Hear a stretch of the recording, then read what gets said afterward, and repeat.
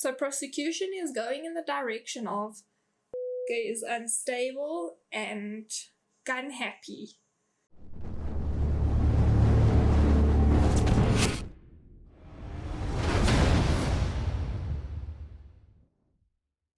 What's up, everybody? Welcome back to my channel.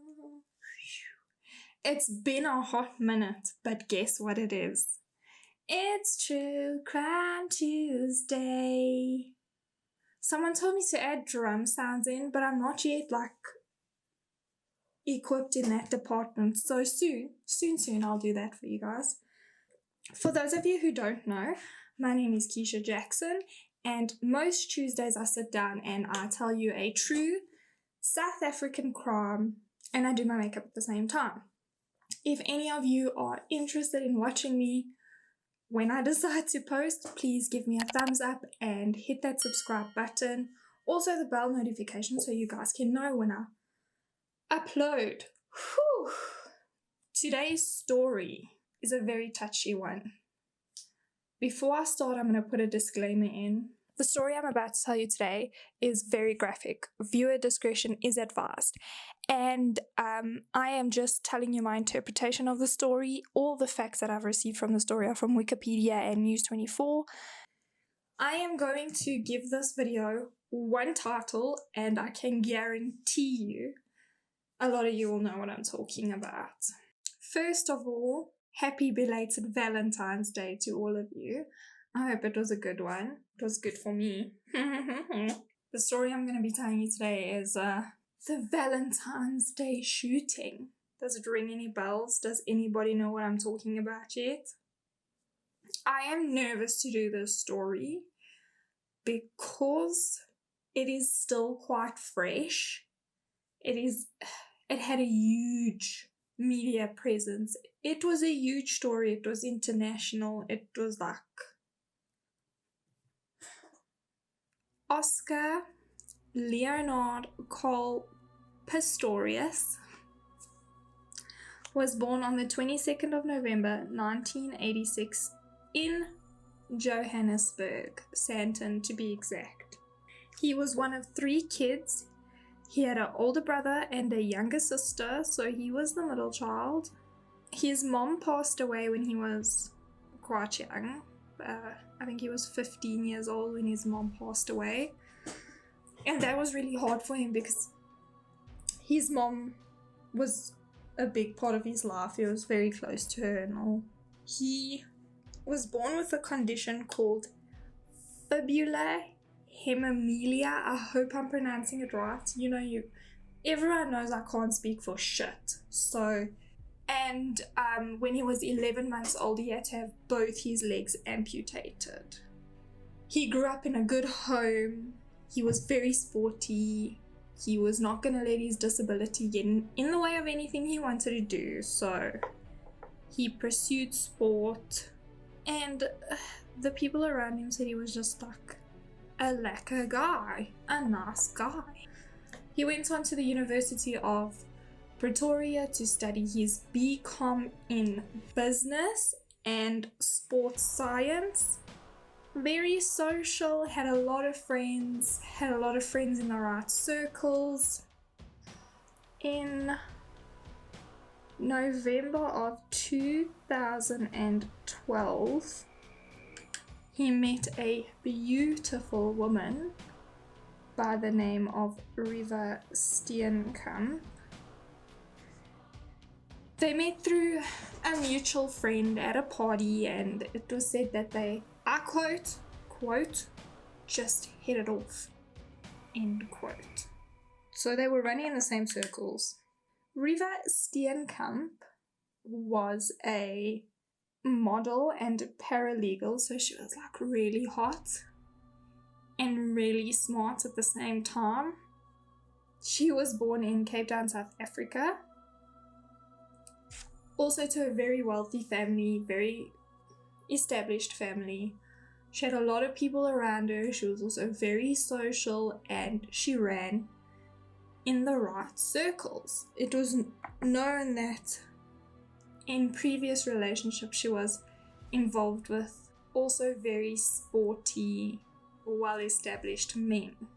A couple of days after they met, Oscar asked Riva if she would accompany him to the South African Sports Awards, and she was like, yes, of course I will.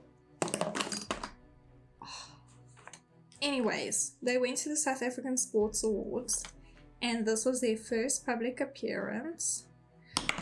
Everyone was delighted to see them together. It was a fantastic day, fantastic night, and from then everyone just assumed, okay, these two are together, they make a perfect match.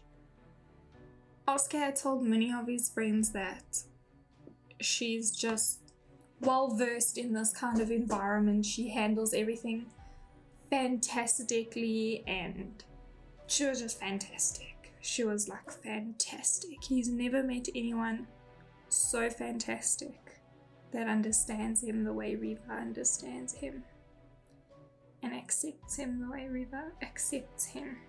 The following day, so the day after the South African Sports Awards, Oscar had asked Riva for coffee, and from that day they had seen each other every day for a solid week, right? So they were dating now. They were dating from November 4th, 2012. It was like Oscar had to go on a trip overseas, and he had asked Riva to accompany him, and she had said no, she just needs some time, she just needs some space, she just wants to breathe a little, because it's a lot for her to take in now, you know, the sports awards and then just coffee and then every day seeing each other. So she's like, you go overseas, I'll stay at your house. Oscar resided in a country estate in Pretoria. It was very secure, very private, secluded. It's good for celebrity personalities. So from November of 2012 to January of 2012, they were like stuck to each other, apart from the time that Oscar had to go on his little overseas adventure. It was a very short time that they had known each other. Early hours of the morning of the 14th of February 2013, Oscar and Riva have had a lovely pre-Valentine's Day dinner at Oscar's home, and they are now sleeping in the main bedroom. I'm gonna pop a photo up of the top view layout of the main bedrooms, just so you guys can get an idea of how everything went down. Oscar woke up from his sleep because he was feeling way too hot and uncomfortable, and he wanted to go and get fans from the balcony or another room. I'm not sure where he was getting these fans from, to put the fans on so that it could be cooler and he could go back to sleep. Oscar says he woke up and recalled Riva asking him, can't you sleep? He then moved around to go and get the fans, and as he was coming back, he heard very faint noises coming from the main bedroom's bathroom. He thought that someone had broken into his house and this is a threat for him and his girlfriend, and he quietly told Riva to call the police while he got his firearm. As he was getting his firearm, I don't want to sound inconsiderate or offensive when I say this, but I'm going to say it as brashly as possible. As he was walking on his stumps, because he hadn't put his prosthetic legs on yet, as he was walking with his stumps to go and fetch his firearm, he heard his bathroom window slide open and closed. So in his mind, he thought, I've got to act really quick.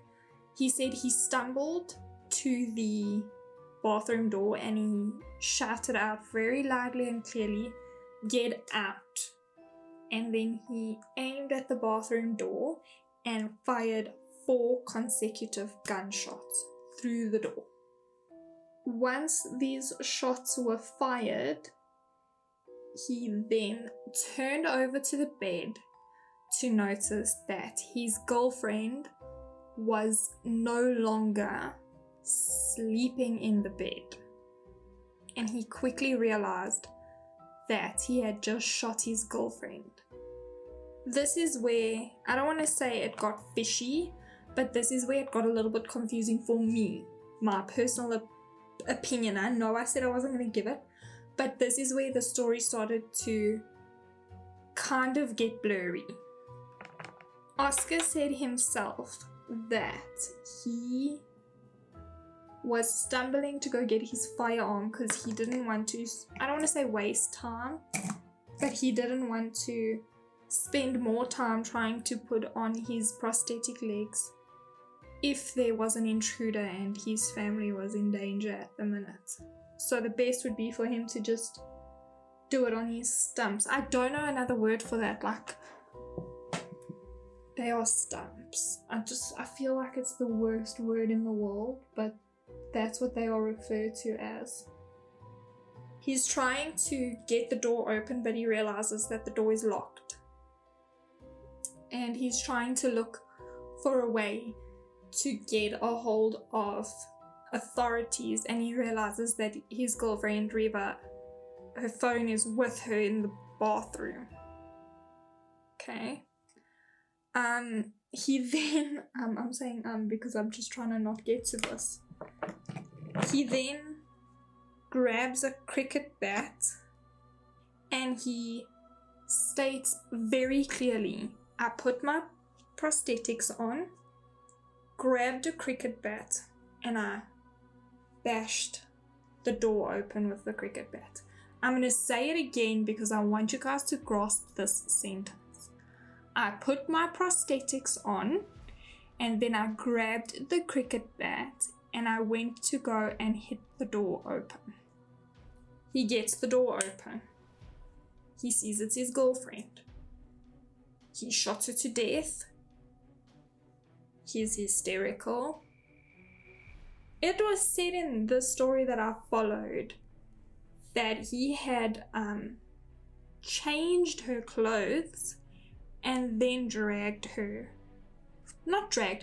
her down the stairs, right? By the time that this is all happening, by the time that he is breaking the door down and people have already alerted security, his neighbors have already alerted security that they've heard gunshots, screaming, crying, coming from his home. Can someone please go check what's happening? So security gets there, the authorities get there, 911 gets there, everyone is there. It's a huge scene outside of the house. And lead investigators show up at the house. They are examining Reva's body. Coroners are there. Everyone is there that needs to be there. Reva Steenkamp suffered 4 fatal gunshots, 3 to the head and 1 to the arm. Oscar is sitting in his garage where he had all of his little gym equipment, and he's sitting obviously with his hands in his head while he's telling the investigator and the detectives what had happened. He's like crying, can't breathe, having a panic attack himself. Everything is just happening way too quickly. The detectives are like, sir, right now you are the only suspect, so as per protocol we have to take you into custody and question you and just get to the bottom of this. They decide to arrest Oscar and take him into custody. They have substantial evidence that Oscar killed her. He killed her. Now they have to prove whether it was premeditated or whether it was purely an accident and not a thought out incident. March 3rd of 2014, he goes on trial because they are charging him with murder. He's on trial in the Pretoria High Court. I just want to quickly push in there as well that he has a very, very wealthy family. And I also want to state how Riva's family is feeling at this moment. She's known this man for November, December, January, and half of Feb. That's 3.5 months that they've been together. And she's died at the hands of this man. The trial starts the 3rd of March, 2014. Prosecution is Harinal. They bring up witnesses first. So prosecution brings up witnesses first, and that's how it works here in South Africa. I don't know the ins and the outs of the system. Michelle Berger, who was a neighbor at the time, got on the witness stand and they had asked her to relay what she heard. She claims that she heard blood-curdling screams and 4 consecutive gunshots. But before the screams and before the gunshots, she heard an argument break out. She doesn't know what it was about, but she heard them screaming and shouting at each other. Now, they bring up 3 or 4 more witnesses, and the witnesses, all their statements are the same. All their statements are the same, but they're not allowed to have contact with each other. They were never allowed to have contact with each other. From the time of the arrest to the time of the trial, no contact was allowed to be made. Right. Prosecution also states that this wasn't the first time Oscar got quote-unquote gun happy. There have been not 1, not 2, but 3 separate incidents where he had fired his firearm in public for no particular reason. So prosecution is going in the direction of Oscar is unstable and gun happy. It was messy. This trial was messy. Not to mention, I don't know if you guys can remember. I can remember because I was in my matric year in 2014. And I'm giving my age away. I was in my matric year in 2014 and I was homeschooled. So I used to get home at like 12 o'clock and that's when the trial would start. So I'd switch on live streaming of this trial and I'd be like zoned in, like, watching everything. And I can clearly remember how he portrayed himself to be hysterical. Like he was hysterical, guys. And it was so messy. That's the only thing I can remember from the trial. I don't want to make anyone seem bad or anyone seem like they hadn't done anything properly, but it was like a hysterical show. There was no respect for the deceased and her family, in my personal view. It was just a shit show. The judge was brilliant.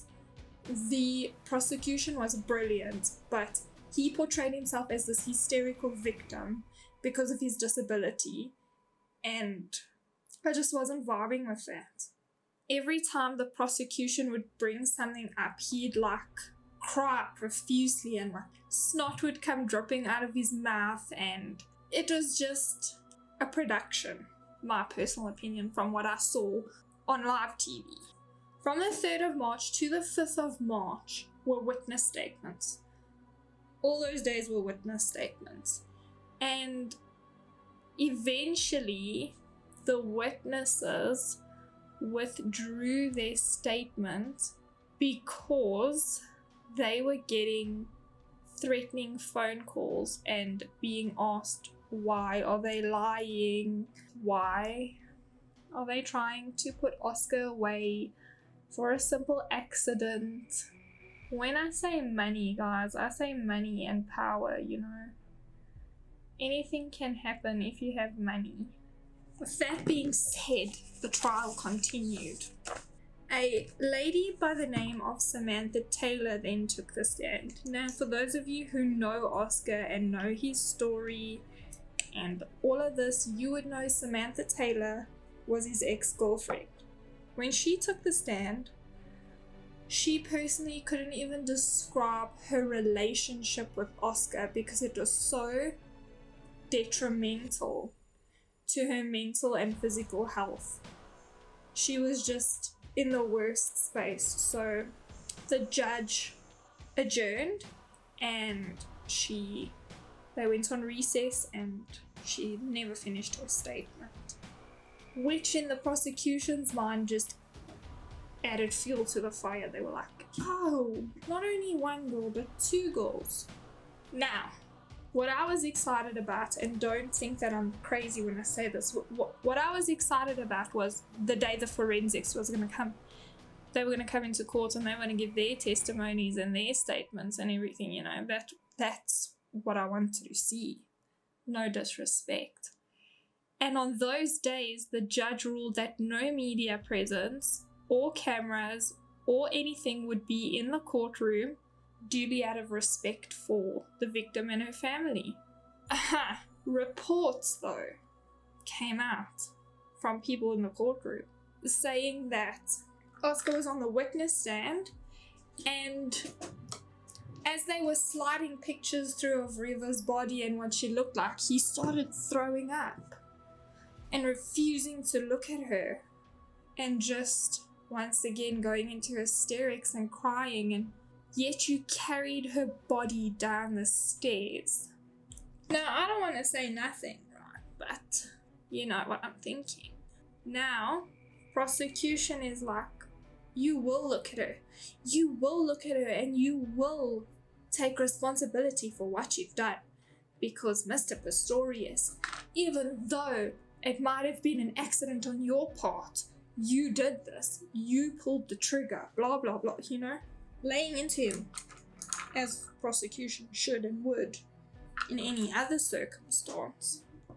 The bullets in his firearm were those of like mass destruction. I don't know how to describe it. I'm not a gun expert. But the bullets would be released and then they would open, right? And they would have sparks and blades. I don't know if it's sparks or blades. I don't know what it is, but they would have rigid metal pieces on the side of them that when they enter skin, they just go they like blend it out. It's like juice, Java juice in the house. Can you imagine what this poor woman's head and face looked like after they just scramangled it? Then the door situation came into play. Remember how I said Oscar claimed that he put his prosthetics on and then he tried to break the door down, succeeding in that. They brought the door in. They went all out, guys, like this. They were pulling all the stops out. Brought the door in, same dimension, same height, same whatever. And they asked Oscar to take his legs off and go and hit the door. Now, prosecution said if he was telling the truth from beginning to end, why would such a simple thing pop up? The way the door was hit was at height of him on his stumps and not on his prosthetics. I don't want to say anything, guys, but he lied about a lot of things. Whether his mind was altered, his state of mind was altered, or whether he did things in a different way, he lied. You're not supposed to lie when a police officer or investigator is taking a statement.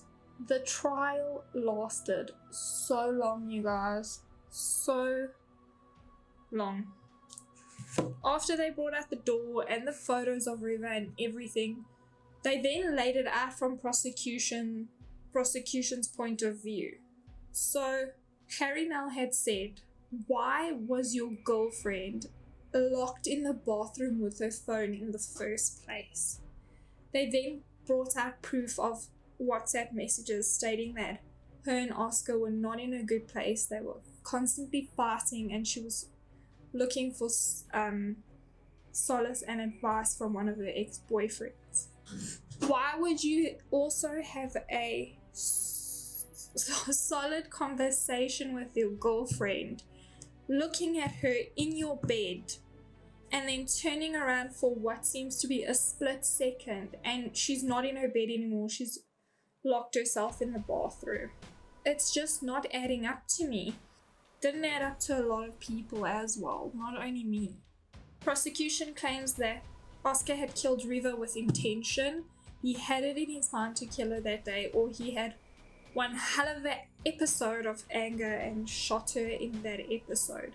Defense is going a whole other way around. They're like, this is not how it happened, sticking to his story completely, which has changed 3 times.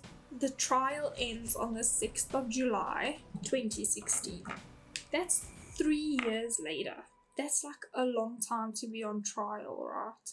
In this time, he's not in custody, by the way. He's uncle paid bail. It was a hefty fee as well. I want to lay it out in simple terms for all of us trying to wrap our heads around it. He shot his girlfriend. Prosecution is trying to figure out if it was premeditated or not. Defense is going definitely with premeditated. At the end of the trial, no one has a clear answer to whether they've decided if it was premeditated or not. It was reported that River's family never ever liked Oscar. Like, they always would say there's something about him that just doesn't sit well with them. You know, moms know, hey guys, if your mom tells you, I don't like this boy for you, just listen to her, because she knows shit. July 6th, 2016, the judge has come to her conclusions and her decision. She's now going to rule on what's decided. Judge Masipa, by the way, brilliant. I love the way she judged this. I just don't love his sentencing. But then if you go into it and if you're a lawyer and you know all that stuff, it would make sense to you. It doesn't make sense to me as a civilian, you know? I'm gonna lay the sentencing out for you. Judge Masipa sentenced Oscar Pistorius to 6 years for murder. Then she sentenced him to another couple of, I think it was 5 for firearm, that one, right? So all in all, he got 6 plus 5 years, which is 11, plus another added 3 years, I think it was. So he was to serve 15 years concurrently. Half of that time, which would be 6 and a half, 7-ish, right? He is eligible for parole. When a judge says you serve your sentence concurrently, it means that half points of your sentence you are eligible for parole. Whether or not your parole is granted is a whole different story. He accepts his sentence. He obviously has no choice but to accept his sentence. The crazy thing is that he is sentenced to serve his time at Hoshimampur Maximum Security Prison in Pretoria Central. Because Oscar has medical issues and a medical condition, he needs to serve in the medical ward, the medical cells, the medical unit. He has private cell with private everything. Everything is delicious. Everything is comfortable. I don't know what happened between that time and the time that he moved, but he wasn't happy at that prison and he was granted a relocation. Oscar Pistorius is currently serving his murder sentence at Ridgeville Correctional Center. And he is eligible for parole in August of 2021. Guys, I have zero doubt in my mind that this guy's gonna get on parole and everything is gonna be hunky-dory, swept under the rug. You know how it is. Yeah, you know how it is, I know how it is, we all know how it is. That's it, guys. That's the story. I don't know if he's ever going to be able to live the same life he did before he shot her. We'll have to wait and see for August. It's not a long time away. I hope that the family of Reva Steenkamp have healed in just a little bit of a way to know that she got some justice. That's the story, guys. What can I say? Everyone knows it. If you don't know it, my interpretation, in my personal opinion, is the best, because if you go and watch everything, you'll be so angry. You'll be so angry. Usually at the end of my videos, I say my personal opinion is A, B, and C, but in this video, I am not. It is quite a fresh subject and it is very popular in public. So I will not be giving my personal opinion just because I want to stay safe. If you know me, you know what I think. I hope you guys liked my way of the story. I hope it gave you some insight and some clarification. If it didn't, I hope you enjoyed my makeup. What else can I say? Guys, please stay safe and healthy out there. We are still trying to fight a pandemic. Remember, when you go out in public, to wear your face mask over your nose. Sometimes I'm guilty of also not doing it because I can't fucking breathe in it. But anyway, I'd rather breathe heavily than die. But sanitize your hands, wash your hands, and please abide by social distancing. We are fighting off our second wave and we're doing really well at it. So let's all take responsibility for ourselves and stay safe. There's psychos out there. But for now, I hope you guys have a great day, the great rest of your week, and I'll see you again for True Crime Tuesdays. Don't forget to like and subscribe. Bye.